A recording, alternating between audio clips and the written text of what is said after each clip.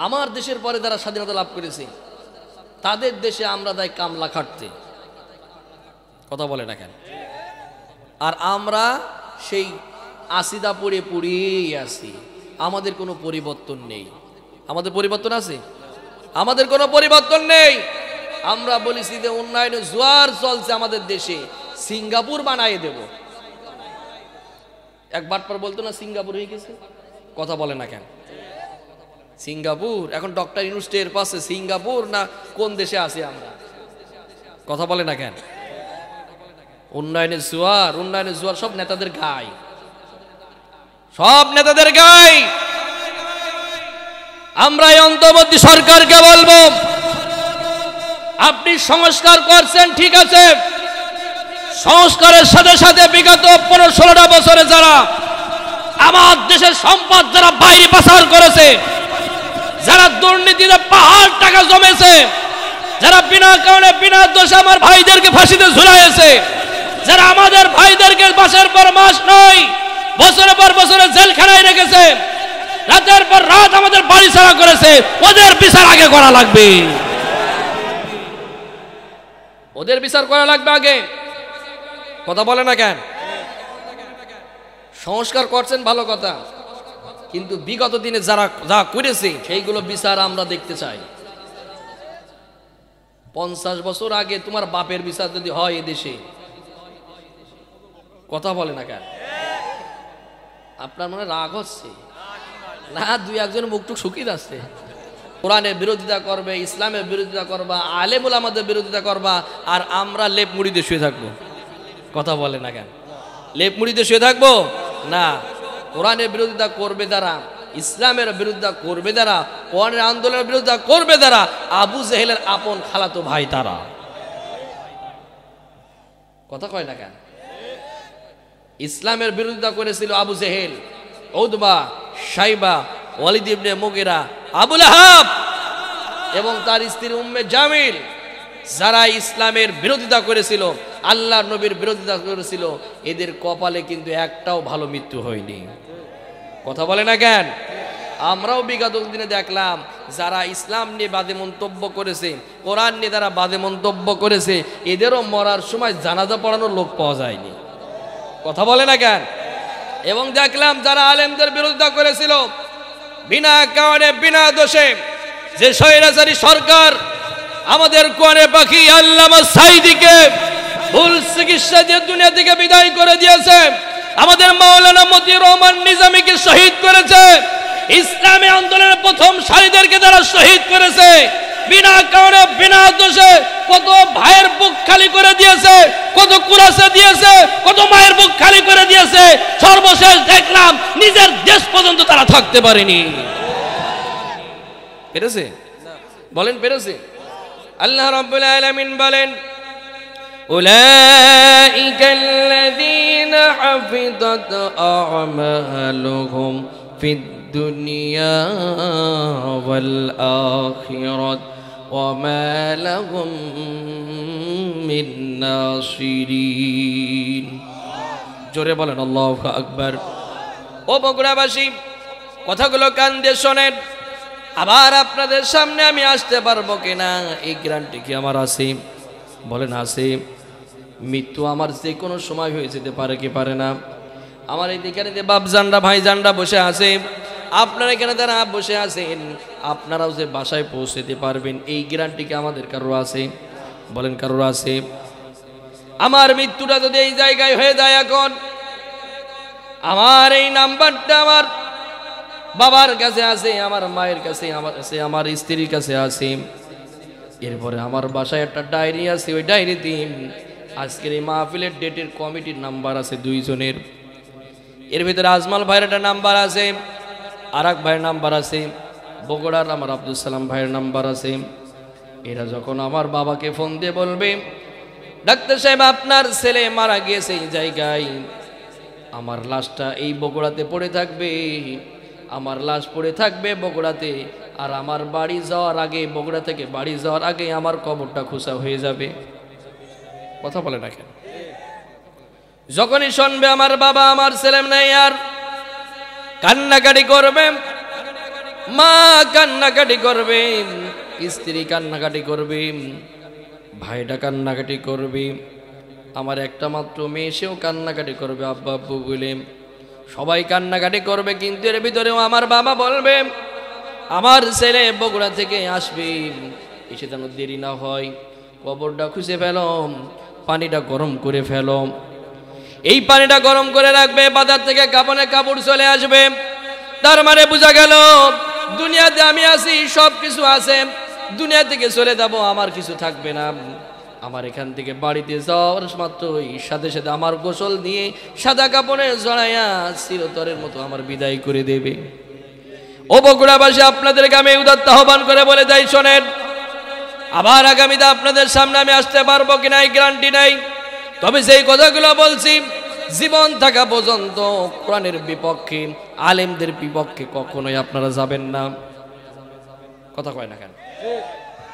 রাজি আছেন? রাজি আছেন? বিশেষ করে আমার যুবক ভাইদেরকে বলবো, যুবকরা তোমরাই হলে আগামী দিনের ভবিষ্যৎ। তোমরা ভালো থাকলে ভালো থাকবে আমার লাল সবুজের পতাকার বাংলাদেশ। আর যদি তোমরা বেলাইনে চলে যাও, ভালো থাকবেন আমার লাল সবুজের পতাকার বাংলাদেশ। এই জন্য তোমাদেরকে আমি উদাত্ত আহ্বান করে বলবো, এই যৌবন কালটা ইসলামের পক্ষেই তোমার কাটানো লাগবে। কথা বলে না কেন? আল্লাহ রাব্বুল আলামিন আমি যে কথা বলছিলাম, উলাইকাল্লাযীনা হাবিদাত আমালুহুম ফিদ দুনিয়া ওয়াল আখিরাত ওয়া মা লাহুম মিন নাসিরিন। আল্লাহ পাক বলেন, বগুড়াবাসী কান খাড়া করেন, আল্লাহ পাক বলেন যারা দুনিয়ার উপরে মানুষের উপরে জুলুম নির্যাতন যারা করেছে, মানুষকে যারা কষ্ট দিয়েছে, মানুষকে যারা একটার পর একটা ষড়যন্ত্র করে হত্যা করেছে, ফাঁসিতে ঝুলাইছে, আমার আল্লাহ রাব্বুল আলামিন বলেন তাদেরকে দুনিয়া এবং আখিরাতে দুই জায়গায় অপমানিত করা হবে। এই কথা কার? জোরে বলেন কার? বিগত দিনে যারা মানুষের উপর অত্যাচার করেছে এরা কি অপমানিত হয়েছে? এ কথা কয় না কেন? এই টাটকা প্রমাণ দেখার পরও যদি আপনি না বোঝেন, না শিক্ষা নেন, তাহলে আমার ঝুড়ি কুদাল দিয়ে ছাড়া বোঝানো দ্বারা সম্ভব না। কথা কয় না কেন? এবং আগামী দিনে যারা আমরা নেতৃত্ব দেব, আগামী দিনে যারা আমরা ক্ষমতায় যাওয়ার ইচ্ছা আমাদের আছে, তাদের ওই স্বৈরাচারী থেকে আমাদের শিক্ষা নেওয়া লাগবে। কথা বলে না কেন?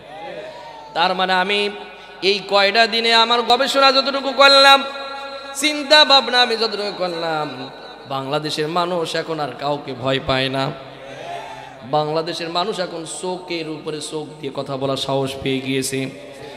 স্বৈরাচারী যারাই হবে, মানুষের উপরে অত্যাচার যারাই করবে, মানুষের উপরে যারাই খারাপ ভাবে ব্যবহার করবে, তাদের উপরেই মানুষ আবার করাও হবে। কথা বলে না কেন? এই জন্য আমরা যারা আগামী দিনে আসার জন্য যারা চিন্তা ভাবনা নিচ্ছি, এই স্বৈরাচারীর থেকে আমাদের শিক্ষা নিতে হবে।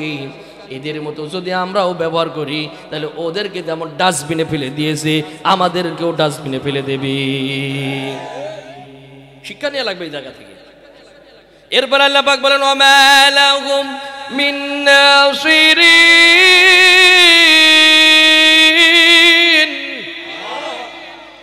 আল্লাহ রাব্বুল আলামিন বলেন, দুনিয়াতে তারা সাহায্য পাবে না, ওই আখিরাতেও তারা সাহায্য পাবে না। বলেন তো, দুনিয়াতে তাদের এত কিছু ছিল, র্যাব ছিল, পুলিশ ছিল, সেনাবাহিনী ছিল, নৌবাহিনী ছিল, বিমান বাহিনী ছিল, মিডিয়া ছিল, কথা কয় সবই ছিল না? একজনও কি পাশে এসে দাঁড়িয়েছে? বলেন পাশে কে এসে কেউ দাঁড়িয়েছে? এটা আয়াত টাকার বলেন তো, আল্লাহর আয়াত কি কখনো মিথ্যা হতে পারে? কথা বলে না কেন? আল্লাহর আয়াত কি কখনো মিথ্যা হতে পারে? আল্লাহ একটু সময় দেয়, বাড় দেখি কত পারিস। কথা বলে না কেন? আল্লাহ ছাড় দেয়, ছেড়ে দেয় না। সবাই ধরে বারে, আর আমার আল্লাহ ধরে একবারে। কথা বলে না কেন? সবাই ধরে বারে, আমার আল্লাহ ধরে একবারে, আর একবারে ধরে দিল্লি কাজ। কথা বলে না কেন? এখন আর লোকজনের সামনে আর নাম নেওয়া লাগে না, হা করলেই বুঝে ফেলে যে বগুড়া জিয়া মেডিকেল হল না হাওড়া স্টেশন। কথা বলে না কেন? এই জন্য আপনাদেরকে আমি উদাত্ত আহ্বান করে বলবো, জীবন চলে যাবে, সবাইকে একদিন চলে যেতে হবে। চলে যাওয়ার আগে যদি আমরা আল্লাহর জান্নাতের যাওয়ার রাস্তা যদি তৈরি না করে যেতে পারি, তাহলে জাহান্নাম ছাড়া আমাদের কপালে কিছুই জুটবে না। কথা বলে না কেন? এই জন্য আমরা যেই অবস্থায় থাকি না কেন, কোরআনের পক্ষেই থেকে যাব, ইসলামের পক্ষেই থেকে যাব। ভুল করব, কারণ আমরা তো মানুষ, আমাদের ভুল হবে কি হবে না? আমাদের ভুল হতেই পারে। সাথে সাথে তওবা করব কার কাছে? জোরে বলেন কার কাছে? আল্লাহ রাব্বুল আলামিন সূরা নিসার ভিতরে বলেন, ইন্নামাত তাওবাতু আলাল্লাহি লিল্লাযীনা ইয়া'মালুনাস সুআ বিজাহালাতিন সুম্মা ইয়াতুবুনা মিন করিবিন ফাউলাইকা ইয়াতুবুল্লাহু আলাইহিম وَكَانَ اللَّهُ عَلِيمًا حَكِيمًا। আমার আল্লাহ রাব্বুল আলামিন বলেন, অজ্ঞতা অবস্থায় মনের অজান্তে ভুল হয়ে যেতেই পারে। আমরা তো মানুষ, আমাদের ভুল হয়ে যেতে পারে।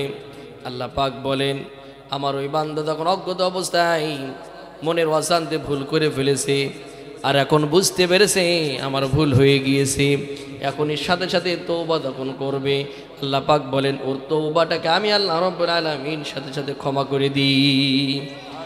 আল্লাহ রাব্বুল আলামিন আরো বলেন, ইল্লাল্লাযীনা তাবু ওয়াসলাহু ওয়া বায়্যানু ফাউলাইকা তুবু আলাইহিম ওয়া আনা আত-তাওয়াবুর রাহিম। কোরআন শুনতে ভালো লাগে তো? হ্যাঁ, কোরআন শুনতে ভালো লাগে তো? দেখবেন কোরআন শুনতে তার ভালো লাগবে না, সেই উঠানামা শুরু হয়ে যাবে। কথা বলে না কেন? তবে পিসাব পায়খানা যাদের লাগবে তাদের ব্যাপার আলাদা, কিন্তু যদি করে হক কথা শুরু হয়ে গেছে আর এখন ভালো লাগবে না, মনে করবেন যেটা ওইভাবে মুখ কালো করে উঠে যাবে, মনে করবেন ওইটাই হলো স্বৈরাচারীর লোক, কারণ ওরাই বিরোধিতা করেছে যাবত। কথা বলে না কেন? কোরআনের হক কথা শুরু হয়ে গেছে, কোরআনের রাজনীতি যখন শুরু হয়ে গেছে, ও তখনই সিরকুট মেরেছে যে রাজনীতি বক্তব্য দেবেন না, মাইক পর্যন্ত কেড়ে নিয়েছে। এই রকম বিয়াদব এদেশে ছিল কি ছিল না? জোরে বলেন, ছিল কি ছিল না? আমরা বলি সেই দিন আর মামু নাই, এখন আর কেউ কয় না খেলা হবে। কথা বলে না কেন? এখন আর কেউ বলে না খেলা হবে। কোথায় আওয়ামী লীগ, কোথায় কাদের কাকা, কোথায় গেল ওই জালেমের গরম গরম কথা? কোথায় আওয়ামী লীগ, কোথায় কাদের কাকা, কোথায় গেল ওই জালেমের গরম গরম কথা? খেলা হবে, খেলা হবে, খেলা হবে বইলা কাকা গেল পালাইয়া, স্বৈরাচারী পালাইছে দেশটা ছাড়িয়া, হাসিনা পালাইছে দিল্লি চলিয়া। ঠিক কিনা বলে? এখন আর সেই ক্ষমতা নাই। মাইক ধরতে আসো, সামনে আসো, জনগণ এমন পিদানি দেবে এলাকা ছাড়া করে দেবে। ঠিক বলেছে আমার বাপ, তক্তা বাড়ি ছেড়ে দেবে একদম। কথা বলেন না কেন? ভালো করে শোনেন, ভালো করে বোঝেন। আল্লাহ রাব্বুল আলামিন বলেন, ইল্লাল্লাযীনা তাবু। কষ্ট আছে না তো আপনাদের? আলোচনা কি চলবে? তাবু ওয়াসলাহু ওয়া বায়্যানু ফাউলাইকা তুবু আলাইহিম ওয়া আনা আত-তাওয়াবুর রাহিম।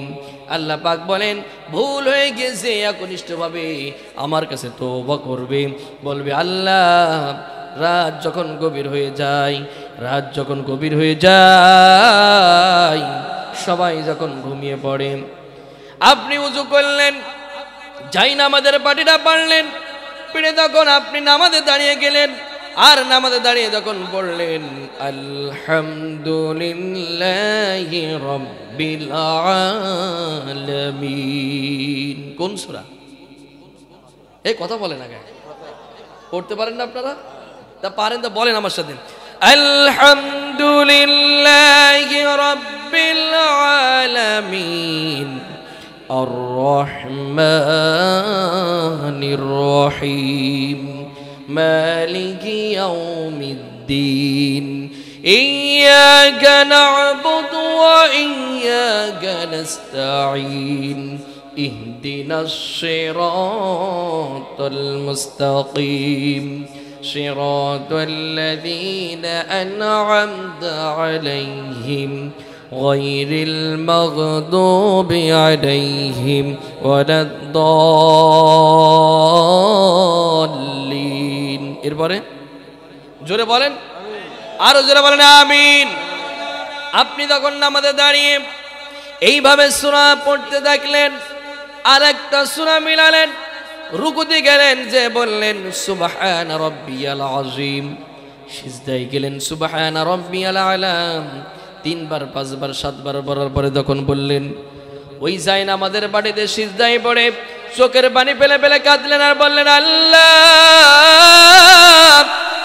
জীবনে কত অন্যায় করে ফেলেছি কত ভুল করে ফেলেছি আল্লাহ তুমি ক্ষমা করে দাও মাফ করে দাও চোখের পানিটা তখন ফেলবেন আর কাঁদবেন আর আল্লাহর কাছে বলবেন আল্লাহ জীবনে কত অন্যায় করে ফেলেছি আল্লাহ তুমি ক্ষমা করে দাও মাফ করে দাও আমার আল্লাহ রাব্বুল আলামিন বলেন আমার বান্দা আমার বান্দি যখন যায় না আমাদের বাড়িতে পড়ে তখন সিজদায় পড়ে আমার কাছে কান্নাকাটি করে এই কান্নাকাটিটা এত পছন্দ হয়ে যায় ওর জীবনের গুনাহ খাতাগুলোকে আমি আল্লাহ সব মাফ করে দিই আর জোরে বলেন সুবহানাল্লাহ এর বিপরীত যারা করবে আল্লাহ রাব্বুল আলামিন বলেন কিছু মানুষ আছে শিশুকাল চলে যায় যৌবনকাল চলে যায় বৃদ্ধ বয়স এসে গেছে তবুও কালেমার পথে আসে না একেবারে দ্বার প্রান্তে মৃত্যুর দ্বার প্রান্তে তখন এসে গেছে লাঠি বদ্ধ আর হাঁটতে তখন পারে না তখন আসে মসজিদে কথা কয় না কেন সেই সময় আসে মসজিদে দুই একদিন আসতে পারে কে পারে না মিয়া আমার এখন অসুস্থ আর হাত পা সোজা হয় না যখন হাত পা সোজা ছিল তখন মৌলবি ধরে পিটাইছে কথা বলে না কেন যখন যৌবন ছিল তখন সামসামি করে দালালি করে ইসলামী আন্দোলন মানুষদেরকে নিরীহ মানুষদেরকে পুলিশ দিয়ে হয়রানি করেছে যৌবনকাল যখন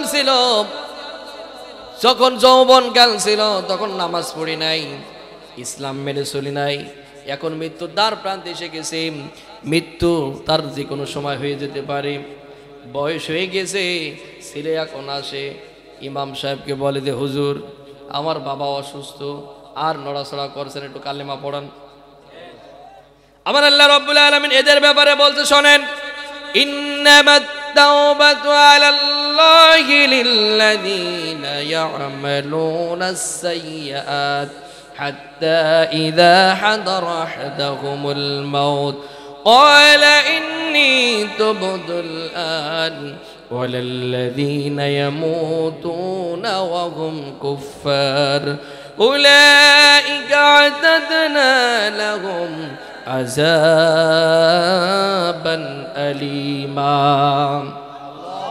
আল্লাহ রাব্বুল আলামিন বলেন যারা সারা জীবন ইসলামের বিরোধিতা করেছে সারা জীবন সেকুলারিজম মেনে চলেছে সারা জীবন মানব রচিত আইন প্রতিষ্ঠিত করার কাজ করে গিয়েছে সারা জীবন ইসলামের বিরোধিতা করেছে সারা জীবন ইসলামের বাস দিয়ে গিয়েছে সারা জীবন দাড়িওয়ালা টুপিওয়ালা পাঞ্জাবিওয়ালা দেখলেই রাগ হয়েছে সারা জীবন ইসলাম থেকে দূরে থেকেছে আর এখন মৃত্যুর দ্বার প্রান্তে এসেছে হাত্তা ইদা হাদারা আহাদাহুল মাউত মৃত্যুর এখন দ্বার প্রান্তে এখন বলছে কালেমা পড়াও আল্লাহ বলছে না না নন এবারোটা হবে না এখন তার মৃত্যুটা হবে মিনাল কুফার এখন তার মৃত্যু হয়ে যাবে কুফরি হালতি কার কথা জোরে বলেন কার কথা যেই সমস্ত চাচাদানরা ভাইজানরা বলেন যে মুরব্বী হব তো তারপরে না মসজিদে ঢুকবো এইরকম লোক এদেশে আছে না নাই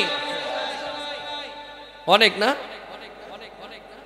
ও ভাই আপনাদেরকে আমি উদাত্ত আহ্বান করে বলবো আপনি যে মুরব্বী পর্যন্ত দাঁড়াতে পারবেন এই গ্যারান্টিকে আপনার আছে বলেন আছে নাই আপনার নিশানা থাকতে হবে আল্লাহর জান্নাতে কিভাবে যাব কোন রাস্তা ধরলে আল্লাহর জান্নাতে যাওয়া যাবে কথা বলে না কেন আপনার এই স্ট্যান্ডার্ড চিনে আসতে হবে এই চিন্তা ভাবনা নিতে হবে আমি কিয়ামতের ওই বিভীষিকার ময়দানে যেদিন মানুষ ইয়া নাফসি করবে, মানুষের মাথার এক হাত দু হাত উপরে সূর্যটা এসে যাবে, মানুষের ভেনুগুলো টকবক করে ভাতের মাড়ের মতো চারিদিক থেকে পড়তে থাকবে।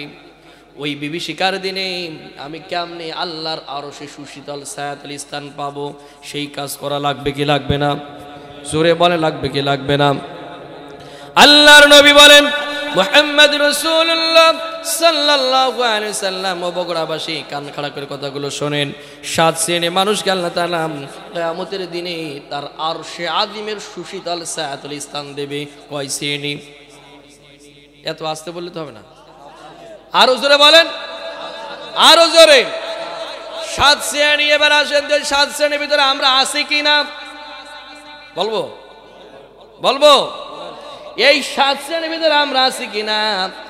1 নম্বর, আল্লাহ তাআলা তার আরশে আজিমের সুশীতল ছায়াতল স্থান যাদেরকে দেবে তারা হলো ন্যায়পরায়ণ নেতা। ন্যায়পরায়ণতা নেতারা থাকবে কি আল্লাহর আরশের সুশীতল ছায়াতলে প্রথম কাতারে থাকবে। দাও সুবহানাল্লাহ বলে। কোন নেতা? যেই নেতা আমাদের গরিব মিসকিনে মাল মেরে খাচ্ছে, যেই নেতা রিলিফের মাল মেরে খেয়ে পেট ঠেকেছে এরকম পটলা, কথা বলে না কেন?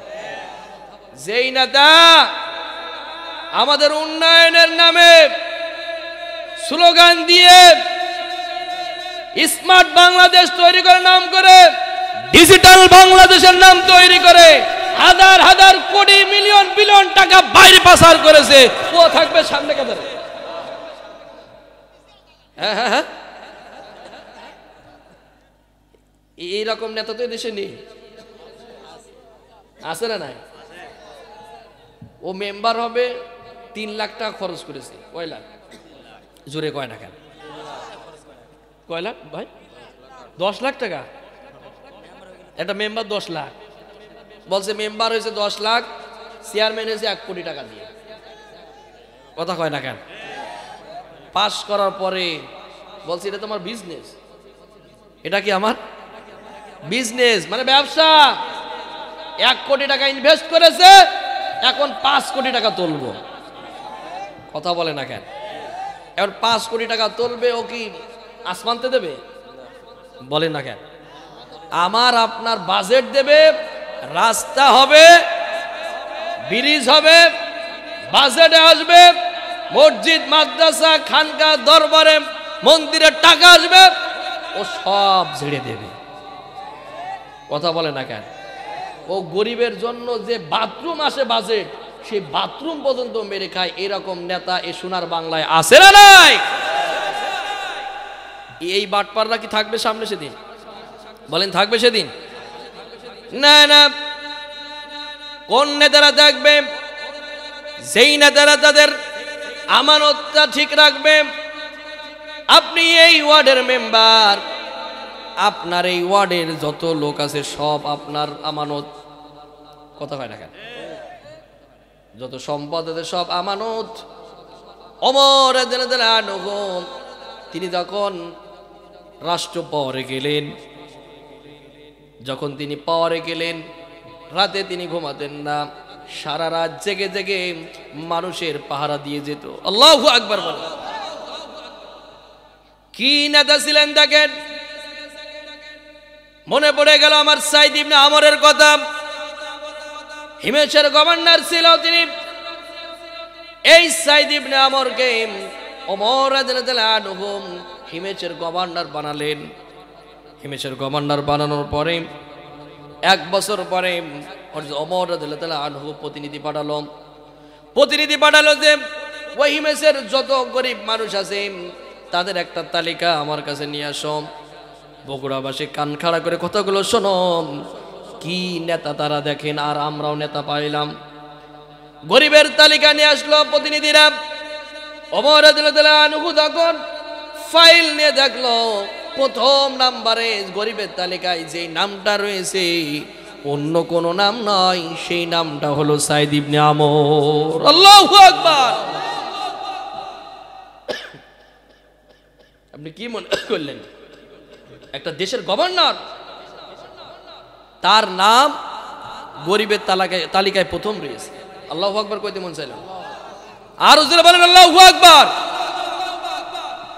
আর আমার দেশের একজন মেম্বারও যদি হয়, ও মেম্বার হওয়ার আগে যদি 5 বিঘে জমি থাকে, 5 বছরের মাথায় 5 5 25 বিঘে জমি। কথা কয় ঢাকা, ময়স্থানে বাড়ি, বগুড়ায় বাড়ি, আর চেয়ারম্যান হলি তো কথাই নেই। আর এমপি মন্ত্রী হলি বাংলাদেশের জমি বাদ থাক, ও এখন কিনবে কানাডায় বাড়ি। কথা বলে না কেন? মানে আসলে আমার সোনার বাংলাদেশটা কিন্তু আসলে সোনার বাংলাদেশ, কিন্তু যারাই শাসন করেছে বিগত দিনগুলো সব চোর আর চোর। আপনি রাগ করেন আর যাই করেন, আমার কোনো যায় আসে না। এখন আপনি বলেন যে হুজুর বলা লাগবে না, বলতে দেবো না, তাহলে আপনি বন্ধ করে দিন, আমি বন্ধ করে দেব। কিন্তু আমি যখন বলা শুরু করব তখন থামানো যাবে না। কথা বলে না কেন? আজ ঠিক বলেছেন বাপ। দেশ স্বাধীন হওয়ার পরে যারাই চেয়ারে বসছে অধিকাংশ সব চোর আর চোর। আমার দেশের পরে যারা স্বাধীনতা লাভ করেছে তাদের দেশে আমরা যাই কামলা খাটতে। কথা বলে না কেন? আর আমরা সেই আসিদা পড়ে পড়েই আছি, আমাদের কোনো পরিবর্তন নেই। আমাদের পরিবর্তন আছে? আমাদের কোনো পরিবর্তন নেই। আমরা বলেছি যে উন্নয়নের জোয়ার চলছে আমাদের দেশে, সিঙ্গাপুর বানাই দেব। একবার পর বলতো না সিঙ্গাপুর হয়ে গেছে। কথা বলে না কেন? সিঙ্গাপুর এখন ডক্টর ইউনুসের পাশে সিঙ্গাপুর না কোন দেশে আছি আমরা? কথা বলে না কেন? উন্নয়নের জোয়ার, উন্নয়নের জোয়ার সব নেতাদের গায়, সব নেতাদের গায়। আমরা এই অন্তর্বর্তী সরকারকে বলবো, আপনি সংস্কার করছেন ঠিক আছে, সংস্কারের সাথে সাথে বিগত 15-16টা বছরে যারা আমার দেশের সম্পদ যারা বাইরে পাচার করেছে, যারা দুর্নীতিতে পাহাড় টাকা জমেছে, যারা বিনা কারণে বিনা দোষে আমার ভাইদেরকে ফাঁসিতে ঝুলাইছে, যারা আমাদের ভাইদেরকে মাসের পর মাস নয় বছরের পর বছরে জেলখানায় রেখেছে, রাতের পর রাত আমাদের বাড়ি ছাড়া করেছে, ওদের বিচার আগে করা লাগবে। ওদের বিচার করা লাগবে আগে। কথা বলে না কেন? সংস্কার করছেন ভালো কথা, কিন্তু বিগত দিনে যারা যা করেছে সেইগুলো বিচার আমরা দেখতে চাই। 50 বছর আগে তোমার বাপের বিচার যদি হয় এদেশে, কথা বলে না কেন? আপনার মনে রাগ হচ্ছে না? 2-1 মুখটুক শুকিয়ে যাচ্ছে। আমরা চাই সোনার বাংলাদেশটাকে একটা দুর্নীতি মুক্ত বাংলাদেশ করতে। কি আপনারা রাজি না? না বারবার আবার দুর্নীতি হবে, বারবার মানুষ খুন হবে, বারবার আমার দেশটা নিম্ন আয়ের দিকে চলে যাবে, এটা কি আমরা চাই? বলে এটা কি আমরা চাই? আমরা এমন একটা বাংলাদেশ চাই, রাতের আধারে সুন্দরী রমণী গুণবতী আমার বোনেরা আমার মায়েরা হেঁটে যাবে, কোনো যুবকের ক্ষমতা হবে না একটা ইফটিজিং করা। আমরা চাই কিনা? জোরে বলেন চাই কিনা? আমি যে কথা বলছিলাম সাইদ ইবনে আমর, মনে আছে তো আপনাদের? মনে আছে তো? সাইদ ইবনে আমরের তালিকায় প্রথম নামটা যার পাওয়া গেল, গরিবের তালিকায় ওমর প্রথমে দেখেই তিনি চমকে উঠেছে। একজন গভর্নর, তার নামটা প্রথমে রয়েছে। ওমর রাদিয়াল্লাহু আনহু বলল, কে প্রথম নামটা? বলছে আমিরুল মুমিনিন। প্রথম যেই নামটা, এই নামটা আর কেউ নয়, তিনি হলেন হিমেশের গভর্নর সাইদ ইবনে আমরের নাম। আল্লাহু আকবার! কি প্রেসিডেন্ট দেখেন, আমিরুল মুমিনিন হযরত ওমর রাদিয়াল্লাহু আনহু ওই হিমেশের জন্য যে গরিবের তালিকা এসেছে তাদের জন্য খাবার টাকা পয়সা দিল, আর সাইদ ইবনে আমরের জন্য তার জন্য বাজেট দিল, আর অতিরিক্ত 1000 দিরহাম তাকে অতিরিক্ত দেওয়া হলো। এই প্রতিনিধিরা তারা আবার চলে গেল হিমেশের গভর্নরের ওখানে। যাওয়ার পরে সাইদ ইবনে আমরের কাছে দিয়ে দিল যে নেতা, আপনার কাছে এইগুলো আমানত রেখে গেলাম, আপনার যে তালিকা ছিল ওই তালিকা অনুযায়ী আপনি সবাইকে দিয়ে দেবেন, আর আপনার জন্য অতিরিক্তভাবে আমিরুল মুমিনিন হযরত ওমর রাদিয়াল্লাহু তাআলা আনহু কোষাগার থেকে 1000 দিরহাম বেশি দিয়েছে, এটা আপনি নিজে ব্যবহার করবেন। এটা যখন দিচ্ছিল সেই সময় তার ঘরের ভিতর তার স্ত্রী ছিল। স্ত্রী শুনে মহা খুশি হলো যে কতদিন আমার চুলায় আগুন জ্বলে না, একটু ভালো মন্দ খাবার রান্না করব, কত ভালো ভালো খাবার রান্না করব, এই চিন্তা ভাবনা নিচ্ছে। সাইদ ইবনে আমর যখন ঘরের ভিতরে ঢুকল, স্ত্রী বলল, স্বামী যে 1000 দিরহাম দিয়েছেন ওই 1000 দিরহাম থেকে বাজারঘাট করতে হবে, এটা করতে হবে, ওটা করতে হবে। সাইদ ইবনে আমর বলল, স্ত্রী তুমি কি জান্নাতে যেতে চাও না জাহান্নামে? সাইদ ইবনে আমরের স্ত্রী বলল, আমি তো জান্নাতে যেতে চাই। সাইদ ইবনে আমরের যখন স্ত্রী কথা বলল, তখন সাইদ ইবনে আমর বলল, এই 1000 দিরহামের উপরে তুমি নজর দিও না, এই 1000 দিরহাম গুলো সব জনগণের গরিবদের মাঝে বিলাই দিতে হবে। আল্লাহু আকবার। এই রকম নেতা যদি আমাদের হতো, কোথাকার সিঙ্গাপুর, তার সাথে আমরা ভালো হয়ে যেতাম। কথা বলে না কেন? সেই রকম নেতা তৈরি করে আমরা পার্লামেন্টে পাঠাবো ইনশাআল্লাহ। সেই রকম নেতা তৈরি করে আমরা চেয়ারম্যান বানাবো, সেই রকম নেতা তৈরি করে আমরা মেম্বার বানাবো। কথা বলেন ঠিক কিনা? সাইদ ইবনে আমরের স্ত্রী শুনে খুশি হয়ে সব দিয়ে দিল। অনেক বড় ঘটনা, কথাগুলো সংক্ষেপে শুনতে হবে। ন্যায় পরায়ণার বাচ্চা নেতার কথা বলতে দিয়ে আপনার যে সাইদ ইবনে আমরের ঘটনা আমি বলছি, সাইদ ইবনে আমরের ঘটনা বলতে যে আমার আরো মনে পড়ে গেল। হযরত ওমর রাদিয়াল্লাহু তাআলা আনহু 1 বছর পরে তিনি হিমেশের সফর করল। সফরে যাওয়ার পরে জনগণকে এক জায়গায় করল। জনগণকে এক জায়গায় করার পরে বলল যে তোমাদেরকে যে গভর্নর আমি নিযুক্ত করেছি, এই গভর্নরের বিরুদ্ধে তোমাদের কোনো অভিযোগ আছে কিনা? জনগণ বলল, আমিরুল মুমিনিন এই নেতার জন্য, এই গভর্নরের জন্য আমাদের পক্ষ থেকে 60টি অভিযোগ আছে। কয়টা? জোরে বলে না কেন? আরো জোরে। এত কিছু দিচ্ছে জনগণের, এরপরে বলছে 60টি অভিযোগ আছে। কয়টা? জোরে বলেন কয়টা? সাইদ ইবনে আমর এইভাবে বসে আছে, তার মন্ত্রীরা বসে আছে, আমিরুল মুমিনিনও বসে আছে, এইভাবে জনগণও বসে আছে। জনগণরা তখন বলল, আমাদের গভর্নরের বিরুদ্ধে আমাদের 60টি অভিযোগ আছে। সাইদ ইবনে আমর শুনে তিনি মনটা মাথাটা নিচু। ওমর রাদিয়াল্লাহু তাআলা আনহু বলল, 60টি কি অভিযোগ আছে বলো। 60টি অভিযোগ কি শুনবেন? না, সবাই সেরকমই নেই। আবার আরশে আযিমের সুশীতল ছায়াতলে কয় শ্রেণী থাকবে? জোরে বলেন কয় শ্রেণী? ভালো করে শুনতে হবে, ভালো করে বুঝতে হবে ভাইজানরা আমার। সাইদ ইবনে আমর তার বিরুদ্ধে তখন অভিযোগ এসে গেল। আমিরুল মুমিনিন বলল, কি অভিযোগ আছে? বলল, 1 নম্বর অভিযোগ হলো সে প্রত্যেক দিন দপ্তরে 2-5 মিনিট করে দেরি করে আসে। কয় মিনিট? 2-5 মিনিট করে দেরি করে আসে। 2 নম্বর অভিযোগ হলো রাতে ডাকলে পরে সে ওঠে না। 3 নম্বর অভিযোগটা হলো মাসে 1 দিন করে দপ্তরে আসে না। 4 নম্বর অভিযোগ হলো মাঝে মধ্যেই নেতা বেহুশে পড়ে যায়। বলেন তো 4টি অভিযোগই মারাত্মক কিনা? জোরে কয় না কেন? আরো জোরে বলেন। জনগণ যখন এই অভিযোগ দিল, সাইদ ইবনে আমরকে আমিরুল মুমিনিন বলল, ভাই জনগণ যে অভিযোগ দিয়েছে এই অভিযোগগুলো কি সত্য কিনা?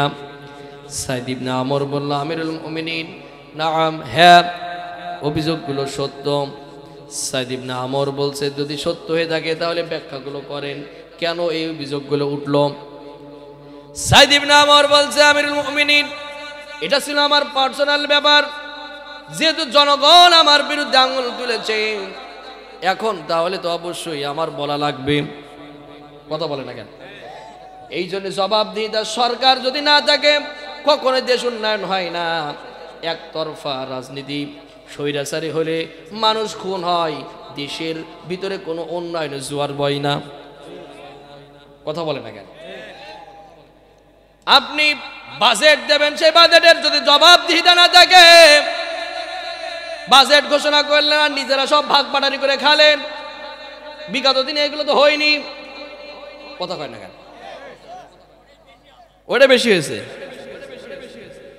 সাইদ ইবনে ওমর রাদিয়াল্লাহু আনহুকে বলল, আমিরুল মুমিনিন, এটা ছিল আমার পার্সোনাল ব্যাপার, যেহেতু জনগণ আপনার সামনে উপস্থাপনা করেছে, এখন তো আমার বলাই লাগবে। বলছে, আমিরুল মুমিনিন শোনেন, 1 নম্বর যে অভিযোগটা হলো, প্রত্যেক দিন সকালে 2-4 মিনিট করে আমার দেরি হয়, এর কারণটা হলো, আমিরুল মুমিনিন, আমার বাসায় কোনো কাজের লোক নাই, আমার স্ত্রীরা একটু অসুস্থ আছে, সকালবেলা উঠে আমি ফজরের সালাত আদায় করে আমি আমার বাড়িতে একটু কাজ করি, আমার স্ত্রীর সহযোগিতা করি, আমার সন্তানগুলোকে প্রতিষ্ঠানে দিই, এতগুলো কাজ করতে দিয়ে আমার 2-4 মিনিট ওই দপ্তরে যেতে আমার একটু দেরি হয়ে যায়। বলেন তো, বিরাট অভিযোগ। হ্যাঁ, আমরা একজন মেম্বার, আমার বাড়ি কাজ থাকে, কাজের মহিলা থাকে 4 জন। কথা কয় না কেন? চেয়ারম্যান, ও অফিসে যাবে, সেখানে কাজের লোক, যেখানে যাবে সেখানে কাজের লোক। এমপি পিএস এর অভাব নেই, কাজের লোকের অভাব নেই। আর সে একজন গভর্নর, একজন প্রেসিডেন্টের টাইমের গভর্নর, সে তার একজন কাজের লোক নাই। তিনি বলছেন, আমিরুল মুমিনিন, নিজে হাতে করে আমার সব কিছু করা লাগে, রুটি বানানো লাগে, আমার সন্তানদের খাওয়ানো লাগে, আমার স্ত্রী অসুস্থ, তার একটু দেখাশোনা করা লাগে, এই উঠোনটা ঝাড় দেওয়া লাগে, কত কিছু করতে হয়, এই জন্য সব কিছু মিলিয়ে আমার 2-4 মিনিট দেরি হয়। এখন এই কথা তখন বলল, জনগণ কি আর নেতার বিরুদ্ধে আঙুল তুলতে পারে? বলেন পারে? যেই জনগণ ছিল এরকম মাথা উঁচু, জনগণের মাথায় এবার নিচু হওয়া শুরু হলো। আল্লাহু আকবার বলেন। এবার 2 নম্বর যে অভিযোগটা ছিল, রাতে ডাকলেই ওঠে না, নেতা রাতে ডাকলেই ওঠে না। আমিরুল মুমিনিন বলল, এই অভিযোগটার ব্যাপারে কি বলবেন? বলছে, আমিরুল মুমিনিন, এটাও আমার পার্সোনাল ব্যাপার ছিল, কিয়ামতের ময়দানে আপনি আমাকে সুপারিশ করবেন না, কিয়ামতের ময়দানে কেউ কারো সুপারিশ করতে পারবে? যেই সিটারগুলো বলে যে আমাদের কাছে আসো, বাবা জাহাজ নিয়ে দাঁড়িয়ে থাকবে, জাহাজে করে জান্নাতে ঢুকাই দেবে, এই নির্ঘাত সিটার ছাড়া আর কিছুই না। ভালো করে শোনেন, ভালো করে বোঝেন। ওয়াত্তাকু ইয়াওমান লা তাজজি নাফসুন আন নাফসিন শাইআন ওয়া লা ইয়াকবালু মিনহা শাফাআত ওয়া লা ইউখাযু মিনহা আদলুন ওয়া লা হুম ইনসারুন।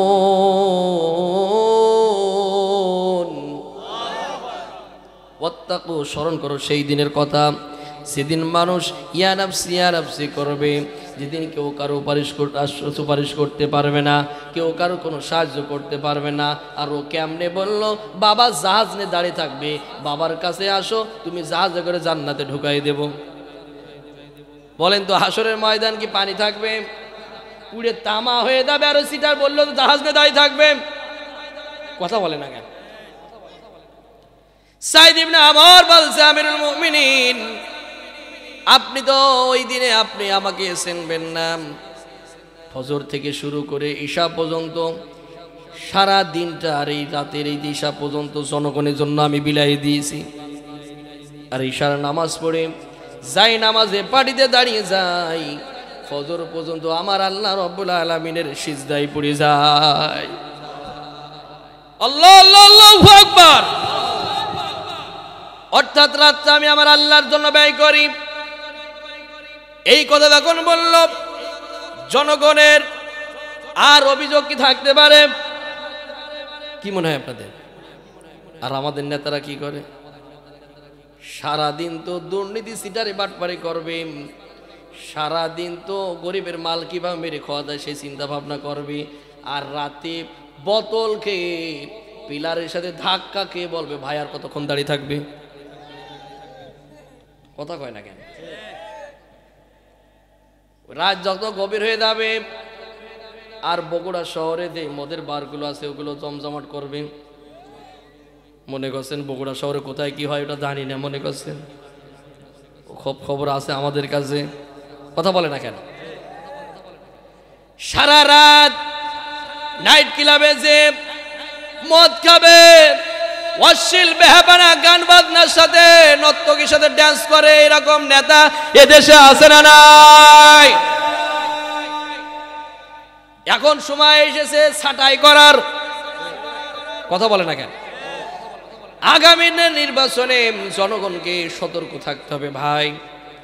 যদি আবারও ওই রকম স্বৈরাচারদেরকে আবার যদি বসাই, ওরা যা করেছে যাদেরকে আমরা বসাবো ওরাও ঠিক একই কাজ করবে, কথা বলে না কেন? এই জন্য সতর্ক পথ অবলম্বন করে, বিবেক আছে, বুদ্ধি আছে, জ্ঞান আছে। আপনাকে তো আমি আর ঝুড়ি কুদাইল দিয়ে ছাড়া বোঝাতে পারবো না। আপনার জ্ঞান বুদ্ধি বিবেক থাকার পরেও, অর্থাৎ জ্ঞানী যারা বোঝে তারা শুধু ইশারায়, অবুঝকে দ্বারা আমি বোঝাতে পারবো না ভাই। বুঝ থাকার পরও, জ্ঞান থাকার পরও যদি আপনি তাদেরকে যদি ভালোবেসে থাকেন যারা আল্লাহর কোরআন চায় না, রাসূলের আদর্শ চায় না, যারা ইসলামী আন্দোলন চায় না, যারা আল্লাহর জমিন আল্লাহর দ্বীন কায়েম যারা করতে চায় না, এদেরকে যদি আপনি ভালোবাসেন, ওরা আগেও যা ছিল এখনো তাই থাকবে। একই তো, কথা বলেন না কেন? রাগ হচ্ছে মনে হয়। বললাম আমিরুল মুমিনিন, রাতের জন্য আমি আল্লাহ রাব্বুল আলামিনের সিজদায় পড়ে যাই, সুবহানাল্লাহ বলে। এবার বলল, ওমর বলল তাহলে 3 নম্বরটা বলো, মাসে একদিন করে কেন তুমি দপ্তরে আসো না?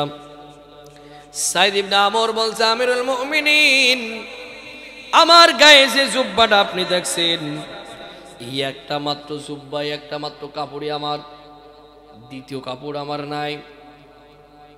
সারা মাস আমি এই কাপড় পরিধান করি, এই পায়জামা পরিধান করি, মাসে একদিন এটা আমি অপরিষ্কার করি, অর্থাৎ পরিষ্কার করি। আমি অপরিষ্কার জামা কাপড়টা আমি মাসে একদিন আমি পরিষ্কার করি। এখন যখন এই দুইটা দিয়ে যখন আমি পরিষ্কার করার জন্য যখন আমি কিছু দিই, তখন তো আর আমার পণ্যে কিছুই থাকে না। আমার স্ত্রীর একটা ওন্না থাকে, সেই ওন্নাটা দিয়ে আমি একটু জড়াই নিই। এখন দেওয়ার সাথে সাথে তো আর শুকাই না। শুকাবে নাকি? হ্যাঁ শুকাই। যেই মানুষের ঘরে খাবার নাই, যেই মানুষ ঘরে স্বর্ণ নাই, ওই মানুষটার ঘরে এখন যে ডিজিটাল মেশিন উঠেছে, ওয়াশ মেশিন যেটা উঠেছে, পরিষ্কার পরিচ্ছন্ন করার যে মেশিন উঠেছে, সেই মেশিন কি ওনার বাসায় ছিল? বলেন ছিল? সাইদ ইবনে আমর বলছে, আমিরুল মুমিনিন, মাসে একদিন আমার কাপড় চোপড় আমি পরিষ্কার করে দিই, শুকাতে দেরি হয়, এই জন্যে আমার অফিসে যেতে দেরি হয়, ওই দিন আমি যেতে পারি না। আজকে বলেন তো, আমরা যারা নেতা, আমরা যারা বক্তা, আমাদের কাপড় চোপড় কি অভাব আছে? কথা কয় না কেন? এই আমরা যারা বক্তা নেতারা বাদ থাক, এক এক দিনে মাহফিলে এক এক পাঞ্জাবি গাই দিয়ে উঠছি, এক এক দিন এক এক কোটি গাই দিয়ে উঠছি, কত রং তামাশা নিয়ে উঠছি আমরা, কথা বলে না কেন? আর নেতাদের কথা বাদ থাক, কথা বলে না কেন? গুণে শেষ করা যাবে না। কেমন নেতা দেখেন, কেমন ন্যায় পরে নেতা, আল্লাহর আরশে আযীমের সুফিদাল সায়াদালে কারা থাকবে, কোন নেতারা থাকবে, একটু আপনাদের পরিচয় দিচ্ছি আমি। বলছে আমার মাসে একদিন কাপড়টা আমি পরিষ্কার করে বলে ওই দিন যেতে পারি না। বলেন তো, জনগণের অভিযোগ কি আর থাকতে পারে? বলেন থাকতে পারে? 4 নম্বর অভিযোগটা হলো, ওমর রাদিয়াল্লাহু আনহু বলল, ঠিক আছে বুঝলাম। 4 নম্বর অভিযোগ বলার সাথে সাথে ওমরের চোখ বেয়ে পানি পড়ে, দাড়ি মোবারকগুলো ভিজে যায়, জনগণ কাঁদতে থাকে। ওমর বলে, ভাই সাইদ ইবনে আমর, সব বুঝতেছি, কিন্তু আপনি মাঝে মধ্যে বেহুশে যান কেন? সাইদ ইবনে আমর সেদিন বলেছিল, আমিরুল মুমিনিন, আপনি সেদিন ছিলেন না, আমি যেই দৃশ্য দেখেছিলাম ওই দৃশ্য আপনি দেখেন নাই। যখন খুবাইবকে ধরা হলো, খুবাইবকে ধরার পরে তাকে যখন শুলে চড়ানোর ব্যবস্থা করা হলো, রাতে খাবার যখন তার বন্ধ করে দেওয়া হলো, আমি দেখলাম আমার খুবাইব, আমি দেখলাম রাতে কোরআন পড়ছে, আর রহমান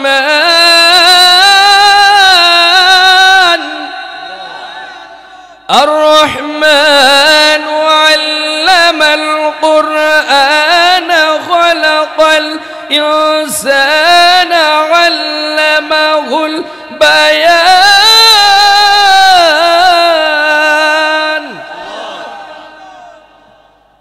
সাইদ ইবনে আমর বলেন, খুবাইব কোরআন পড়েছে, তার খাবার বন্ধ করে দিয়েছিল আবু জেহেল। খাবারের ব্যবস্থা আমার আল্লাহ রাব্বুল আলামিন আরশ আযীম থেকে করে দিয়েছিল। ও ভাই ওমর, সকালবেলা যখন খুবাইবকে বের করা হলো, খুবাইবকে বলা হলো, খুবাইব এখনো সময় আছে, কালেমার পথ ছাড়ো, ইসলামের পথ ছাড়ো, কালেমার আন্দোলন তুমি ছাড়ো। সাইদ ইবনে আমর বলেন, আমি সেদিন দেখলাম খুবাইব সেদিন বলেছিল এই জীবন চলে যাবে তবু কালেমার পথ থেকে এক চুল পরিমাণ সরে যাব না। আল্লাহু আকবার বলেন। সাইদ ইবনে আমর বলেন, ভাই আমিরুল মুমিনিন, সেদিন আমি দেখেছিলাম খুবাইবকে যখন শুলে চড়ে এক হাত কেটে দেওয়া হচ্ছিল আর বলা হচ্ছিল এখনো সময় আছে, কালেমার পথ ছাড়ো। আর এক হাত যখন কেটে দেওয়া হলো তখনও বলা হচ্ছিল কালেমার পথটা ছাড়ো। আমিরুল মুমিনিনকে বলে, ভাই আমিরুল মুমিনিন, আমার চোখের সামনে খুবাইবকে বিদায় করে দেওয়া হয়েছে, কত নির্যাতন করে করে তাকে বিদায় করে দেওয়া হয়েছে। এই দৃশ্যটা যখন আমার চোখের সামনে ভেসে যায় তখন আমার এই মনে আসে, দেখে সেদিন আমি কেন খুবাইবের পাশে দাঁড়াইছিলাম না, কেন সেদিন আমি আবু জেহেলের বিরুদ্ধে কথা বলেছিলাম না। এই মাথার ভিতরে এই চিন্তা যখন আমার এসে যায় তখন আমি আর স্থির থাকতে পারি না, আমি তখন বেহুশ হয়ে যাই। লিল্লাহি তাকবীর, লিল্লাহি তাকবীর। ও বগুড়াবাসী, কান খাড়া করে কথাগুলো শোনো। তাহলে এক নম্বর, আরশে আযীমে সুশীতল ছায়া থাকবে ন্যায়পরায়ণ নেতা। আপনার ফ্যামিলিতে যে 8 জন আছে সেখানেও আপনি কিন্তু নেতা, কথা কয় না কেন? সেখানেও আপনি কি, সেখানেও কিন্তু আপনি নেতা, সেখানেও আপনি অভিভাবক, আপনি সেখানে অভিভাবক। আপনার ছেলে কি করছে, আপনার মেয়ে কি করছে, আপনার বউ কি করছে, এটার জন্য কিয়ামতের ময়দানে আপনার জবাবদিহিতা করা লাগবে কি লাগবে না? সুরে বলেন, করা লাগবে কি লাগবে না? এক কথাই হলো ন্যায়পরায়ণ নেতা যারা অভিভাবক হবে তারা আল্লাহর আরশের সুশীতল ছায়াতলে থাকবে। সুবহানাল্লাহ বলেন। 2 নম্বর হলো ওই যুবক যে তার যৌবনকালটা আল্লাহর রাস্তায় ব্যয় করবে। সুবহানাল্লাহ বলেন। ও যুবক, তোমরা যারা আছো তোমাদেরকে আমি উদ্দেশ্য করে বলছি, আল্লাহর আরশের সুশীতল ছায়াতলে যদি থাকতে হয় তাহলে এই যৌবনকালটা কি নারীর পিছনে কাটাবে? মদের বারে, গানের কনসার্টে? হ্যাঁ ও যুবক ভাইরা, যদি আল্লাহর আরশের সুশীতল ছায়াতলে যদি আপনার থাকতে হয় এই যৌবনকালটা আল্লাহর রাস্তায় ব্যয় করা লাগবে। আল্লাহ রাব্বুল আলামিন হাসরের ময়দানে 5টা প্রশ্ন করবে। কয়টা? সবাই বলেন না কেন? 5টা প্রশ্ন করবে। 1 নম্বর প্রশ্ন থাকবে, আপনার যৌবনকালটা আপনি কোন পথে ব্যয় করেছেন? নাম্বার 1 প্রশ্ন কি? জোরে বলেন না কেন? যৌবনকালটা আপনি কোন রাস্তায় ব্যয় করেছেন?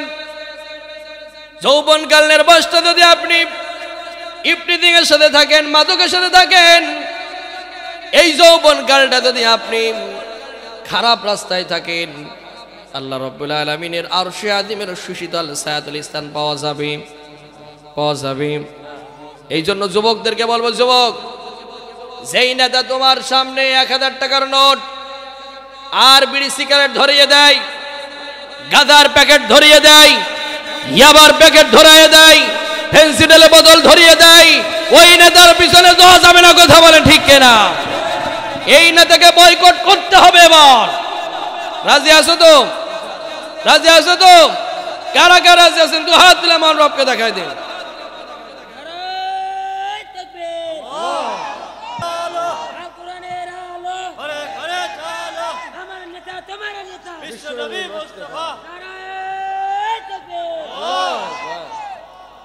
আলহামদুলিল্লাহ বলেন। কারণ এই যৌবনকালে এরা যদি আল্লাহর রাস্তায় থাকে, এরা ডিসি হলে, এসপি হলে, এসআই হলে, এরা 1টি টাকা ঘুষ খাবে না। কথা বলে না কেন? এই যৌবনকালে যদি ওরা ইসলামের পক্ষে থাকে, এরা যদি মেম্বার হয়, চেয়ারম্যান হয়, এমপি হয়, মন্ত্রী হয়, এরা 1টি টাকা দুর্নীতি করবে না। করবে কি করবে? দুর্নীতি করবে। এই জন্য আল্লাহ রাসূল সাল্লাল্লাহু আলাইহি সাল্লাম বলেছেন, আল্লাহর আরশের সুশীতল ছায়াতলে যৌবনকালের হিসাব দিয়া কথা বলেছে। যৌবন বয়সে যারা আল্লাহর রাস্তায় কাটিয়েছে, এই যৌবনকালটা আল্লাহর ধ্যানে কাটাইয়েছে, ইসলামের পক্ষে কাটিয়েছে, ইসলামী আন্দোলনের পথে কাটিয়েছে, সারা রাত যায় না আমাদের পার্টিতে কাটিয়েছে, এটা না করে যে সারা রাত অন্য পর নারীর সাথে সারা রাত টক টাইম করে, কি করে না? ফেসবুকে, মেসেঞ্জারে, হোয়াটসঅ্যাপে কথা আছে না নাই? জোরে বলে না কেন? আরে বাবা, যুবকরা এখন তো হোয়াটসঅ্যাপে শুধু, এখন তো বাসায় তো ওয়াইফাই, কথা বলে না কেন? ওয়াইফাই রয়েছে, ও তার মিনিটের হিসাব না, টাকা কাটছে আর কত। ও শুধু মাসে, প্রতি মাসে ওর 519 টাকা না 529 টাকা পড়ছে, সারা মাস কথা বলবে, 1 টাকা কাটবে? বলেন কাটবে? ও আমার ওই বোনের সাথে সারা রাত মোবাইলে চলছে আর চলছে, আর বাপ হাদি সাহেব মনে করছে ছেলে আমার তাহাজ্জুদে দাঁড়িয়ে আছে। কথা বলে না কেন? হাদি সাহেব আমার হজ করে এসেছে, যখন মসজিদে ফজরের সময় উঠছে, আস্তে করে ওঠে যাতে পাশের ঘরে ছেলে শুয়ে আছে, ছেলে যেন টের না পায়, পাশে তার স্ত্রী শুয়ে থাকে, স্ত্রী যেন টের না পায়, ঘুমের ডিস্টার্ব যেন না হয়। এই জন্য উনি আস্তে করে উঠে ঘরের দরজা খুলে নিজের ঘরে, বাড়ির টিউবওয়েলে উজু করবে না, মসজিদের ট্যাপে দিয়ে উজু করে। আছে না নাই? জোরে বলে আছে না নাই? আপনার ছেলেকে আপনি না ডেকে, আপনার মেয়েকে না ডেকে, আপনার পুত্রবধূকে না ডেকে, নিজের স্ত্রীকে না ডেকে আপনি মসজিদে একা একা নামাজ পড়তে গেলেন, আর আপনি বলছেন আল্লাহ আমার ক্ষমা করে দাও, মাফ করে দাও। আল্লাহ বলছে সিটার দেখিতে, কিন্তু তোর মতো তো এত বড় সিটার দেখিনি। কথা বলে না কেন? আল্লাহ পাক বলেন, ইয়া আইয়ুহাল্লাযীনা আমানু কু আনফুসাকুম ওয়া আহলিকুম নারা। আল্লাহ বলছে তুমি জাহান্নামের আগুন থেকে তুমি বাঁচো এবং তোমার আহল পরিবারকে। কে বলছে? কথা বলেন না কেন? কে বলছে? যুবকদেরকে বলবো, যুবতী বোনদেরকে বলবো, বয়সের ধারণায়, যৌবনের ধারণায় অবৈধ কাজ করা কি যাবে?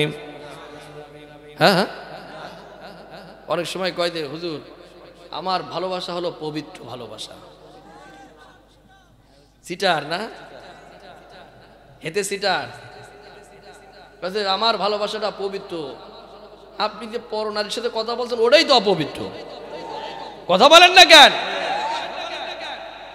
আর মেয়েটা আজকে ইউনিভার্সিটিতে পড়ছে, ছেলেরা ইউনিভার্সিটিতে পড়ছে, আল্লাহর নামে ছেড়ে দিয়েছে। কথা কয় না কেন? মেয়ে ওখানে ভার্সিটিতে ক্যাম্পাসে কি করছে না করছে, ছেলে ক্যাম্পাসে কি করছে না করছে, আচ্ছা আচ্ছা আমার কিন্তু তসবিহ টিপাই ব্যস্ত আছে। আছে না নাই? অনার্স মাস্টার্স করে মেয়েটা আজকে বসে আছে, ছেলেটা অনার্স মাস্টার্স করে বসে আছে, বিয়ে দেওয়ার কোনো খোঁজ নাই। এরকম মুরব্বী আছে না নাই? এরকম অভিভাবক আছে না নাই? ছেলে আলাকে বলছে চাচা ছেলেকে বিয়ে দিবেন না? বলছে বাবু ছেলে নিজের পায়ে দাঁড়াক তারপরে বিয়ে দিবানে। আমি বলি চাচা এই মাস্টার্স কমপ্লিট করতে যেয়ে ছেলের বয়স হয়ে গেছে এখন 30, ওই এতদিন কি 29 বছর কি ও পরের পাইতে দাঁড়িয়েছিল? কথা বলে না কেন? আবার মেয়ের বাপরে বলছি যখন চাচা মেয়েরে বিয়ে দিবা না, মেয়ে আলাদা, তখন ডিমান্ড আলাদা, বলছে সরকারি চাকরি ছাড়া মেয়ে আমি বিয়ে দেবই না। কথা বলে না কেন? আমি মেয়ে আলার বাবাকে বলবো শুধু সরকারি চাকরি আলা ছেলের জন্য আপনার মেয়েকে বসায় রাখবেন না। সৎ পাত্র পাইলে পরে, যোগ্য সম্পন্ন সৎ ইমানদার ছেলে পাইলে পরে মেয়েকে বিবাহ দিতে হবে। আপনি সরকারি চাকরির ছেলের জন্য অপেক্ষা করাছেন, মেয়ের বয়স 33-34 হয়ে যাচ্ছে, ওই সরকারি চাকরি ছেলে ঘুষ খেয়ে খেয়ে এইরকম হয়ে যাচ্ছে পেট, ওই ছেলের সাথে মেয়ে বিয়ে দেবেন, আপনি মনে করছেন আপনার মেয়ে বিরাট সুখী থাকবে। কথা বলে না কেন? এই যে একটা ছেলের একটা মেয়ের তার একটা যৌবন আছে না নাই? জোরে বলে না কেন? যৌবন আছে না নাই? ও যৌবন পার করে ফেলে দিচ্ছে, বাইরে পাচার করে ফেলে দিচ্ছে। এখন বিয়ের আগে যা হওয়ার কথা বিয়ের পরে, মানে বিয়ের পরে যেটা হওয়ার কথা সেটা বিয়ের আগেই হয়ে যাচ্ছে। এখন স্বামী স্ত্রীর ভিতরে সম্পর্ক থাকে, ওই এখন সাপ বেদির সম্পর্ক। কথা বলেন না কেন? এই জন্য মেয়ের বাবাদারা আছেন, ছেলের বাবাদারা আছেন, ছেলে মেয়ের বিয়ের বয়স হয়ে গেলেই বিয়ে দিয়ে দিতে হবে। কথা বলেন না কেন? এই যৌবন বয়সটার হিসাব কিন্তু দেয়া লাগবে কার কাছে? আর এই যে আপনার এই ছেলে আপনার এই মেয়ে যত অপকর্ম করবে সব ওই ছেলে ওই মেয়ের বাপ মায়ের নামে ফ্ল্যাক্সি লোড হয়ে যাবে। আর বড় ভাই যারা আছে আপনি মনে করেন না যে আপনারও বাদ যাবে না, বাপ মা আর বড় ভাইয়ের নামে একেবারে ডাইরেক্ট ফ্ল্যাক্সি লোড হবে। ও যা অপকর্ম করবে সব এই তিনজনের নামে ফ্ল্যাক্সি লোড হবে। এখন ভাবেন যে আপনি কি করবেন? কথা বলেন না কেন? তাহলে যৌবন কালটা আল্লাহর রাস্তায় যারা কাটিয়ে দেবে তারা আল্লাহর আরশের সুশীতল ছায়াতলে স্থান পাবে। সুবহানাল্লাহ বলেন। 3 নম্বর হলো এমন ব্যক্তি যার অন্তর মসজিদে সব সময় থাকে লটকানো, ঈশার নামাজ পড়েছে, চিন্তা ভাবনা কখন ফজর হবে, মুয়াজ্জিন সাহেব যখনই বলবে আসসালাতু খায়রুম মিনান নাওম,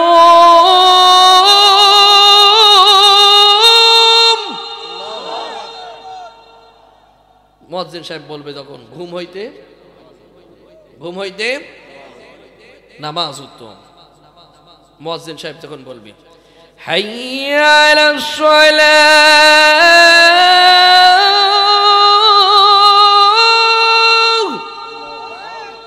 এসো নামাজের দিকে এসো, ওই ব্যক্তির ঘুম তখনই ভেঙে যাবে কখন সে মসজিদে ঢুকতে পারবে। সুবহানাল্লাহ বলেন। ফজর পড়বে, ফজর পড়ার পরে তার অন্তর লুটকানো আছে মসজিদে, কখন জোহর হবে, এই যে মসজিদের সাথে সম্পর্ক সম্মান তাদের কমে না বাড়ে। জোরে বলেন কমে না বাড়ে। মসজিদটা কার ঘর? জোরে বলেন কার ঘর? মসজিদটা হলো আল্লাহর ঘর। ওই ঘরে সম্মান কম না বেশি? আর ওই ঘরের সাথে যারা থাকবে তাদের সম্মান কমবে না বাড়বে? এই কোরআনের সম্মান কম না বেশি? এই কোরআনের সাথে যারা থাকবে তাদের সম্মান কমবে না বাড়বে? আল্লামা সাইদি, শহীদ আল্লামা সাইদি রহিমাহুল্লাহ 50টা বছর কোরআনের দাওয়াত দিয়েছে। দেশে বিদেশে অসংখ্য বিধর্মী ভাইরা তার হাতে মুসলমান হয়েছে। কথা বলে না কেন? এই মানুষটিকে যখন বিনা কারণে বিনা দোষে মিথ্যা অভিযোগ দিয়ে রাজাকার বানায়ে বছরের পর বছর জেলখানায় রেখেছিল, শেষ পর্যন্ত ভুল চিকিৎসা দিয়ে দুনিয়া থেকে বিদায় করে দিয়েছে, এরপরও তার কি সম্মান কমেছে না বেড়েছে? জোরে বলে না কেন? জানাজাটাও ঢাকাতে পড়তে দিইনি, পিরোজপুরে তার জানাজা হয়েছে, লক্ষ লক্ষ মানুষ জানাজায় গিয়েছে। আল্লাহু আকবার বলেন। পৃথিবীর বিভিন্ন রাষ্ট্রে তার গায়েবে জানাজা হয়েছে। শোনেন, একজন মানুষ যদি অন্যায় করতো তাহলে এই ভালোবাসা মানুষ দেখাতো না, সম্মান বাড়তো না। কথা বলেন না কেন? তবে আজকে আমরা এই কোরআনের ময়দানে আমাদের কোরআনের পাখি আল্লামা সাইদিকে খুব মিস করি আমরা। কথা বলে না কেন? তার মনে খুব আশা ছিল আমি আবার ফেরবো, কোরআনের ময়দানে কথা বলবো। এই জালিম, এই স্বৈরাচারী হাসিনা সরকার আমার আল্লামা সাইদিকে হত্যা করেছে। আমরা অন্তর্বর্তী সরকারকে বলবো এদের বিচার আগে করা দরকার। কথা বলেন ঠিক কিনা? আমাদের কলিজায় ঘাত করেছে। কথা বলেন না কেন? বিগত দিনগুলোতে যেভাবে অত্যাচার হয়েছে, আমি তো মনে করি আল্লামা সাইদি মতো আলেম আর পৃথিবীতে 100 বছর ভিতরে আসবে কিনা আমার সন্দেহ। কথা বলেন না কেন? আহা, যখনই বলেছেন নাহমাদুহু ওয়া নাস্তাইনুহু, মানুষ পাখির মতো, চাতক পাখির মতো দাঁড়িয়ে গেছে। কোরআন শোনার জন্য হাজার হাজার নয়, লক্ষ লক্ষ মানুষ দাঁড়িয়ে পড়েছে। আল্লাহু আকবার বলেন। এই আকর্ষণ ছিল কোরআনের। জোরে বলেন না কেন? ভাই, আপনি যদি কোরআনের পক্ষে আসেন, কোরআনের সাথে যদি থাকেন, আপনারও সম্পর্ক এরকম হয়ে যাবে। আল্লাহু আকবার বলেন। 3 নম্বর চলে গেল। এবার আসেন 4 নম্বর। এমন 2 ব্যক্তি যারা আল্লাহর জন্য বন্ধুত্ব তৈরি হয়, আবার বন্ধুত্ব নষ্ট হয় আল্লাহর জন্য। সুবহানাল্লাহ বলেন। আল্লাহর জন্যই বন্ধুত্ব হবে। কার জন্য? আল্লাহর জন্য। সবকিছু হবে কার জন্য? কুল ইন্নাস সালাতি ওয়া নুসুকি ওয়া মাহইয়ায়া ওয়া মামাতি লিল্লাহি রাব্বিল আলামিন।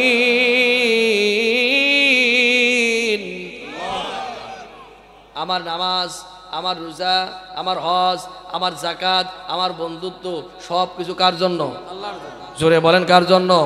লিল্লাহি রাব্বিল আলামিন। এ তো গেল 4 নম্বর।